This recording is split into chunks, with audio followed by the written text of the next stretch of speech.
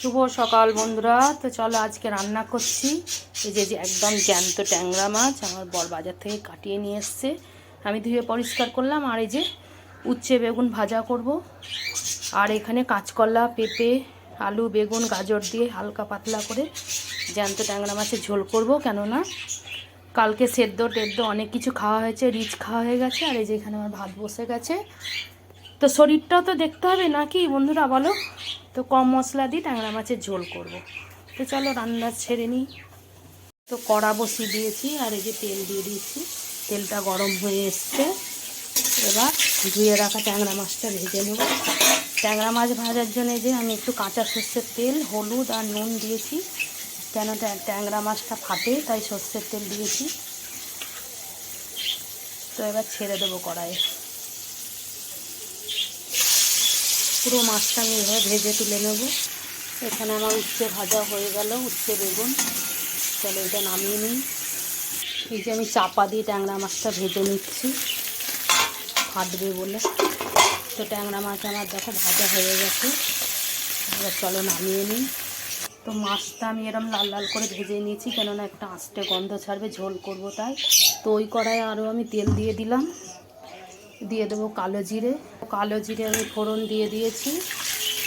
এবার এখানে বেটে রেখেছি একটা মশলা, সেটা দেবো। এখানে আছে আদা কাঁচা লঙ্কা আর জিরে ধনে বাটা, এটা দিয়ে দিচ্ছি।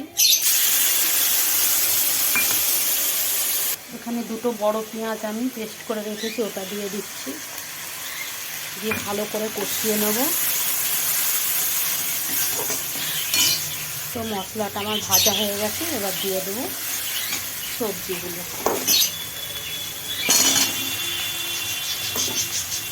কষিয়ে নেব। তো দিয়ে দিচ্ছি পরিমাণ মতো নুন, দিয়ে দিচ্ছি হলুদের গুঁড়ো। তো মশলার সাথে সবজিটা আমার কষানো হয়ে গেছে, এবার দিয়ে দেবো পরিমাণ মতো জল। জল দিয়ে চাপা দিয়ে দেবো।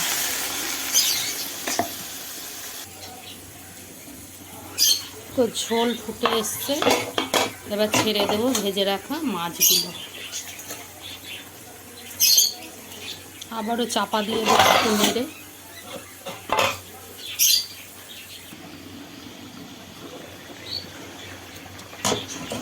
এই যে চাপা খুলে দেখি আমার সম্পূর্ণ সবজি সেদ্ধ হয়ে গেছে, তরকারিটা হয়ে গেছে। এবার নামিয়ে নিই।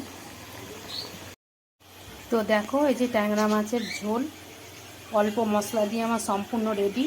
তোমরা এইভাবে বানিয়ে খেয়ে দেখতে পারো, সবজি দিয়ে খুব ভালো লাগে গরম ভাতের সাথে। তো ভিডিওটা ভালো লাগলে লাইক শেয়ার কমেন্ট করো। চলো টাটা।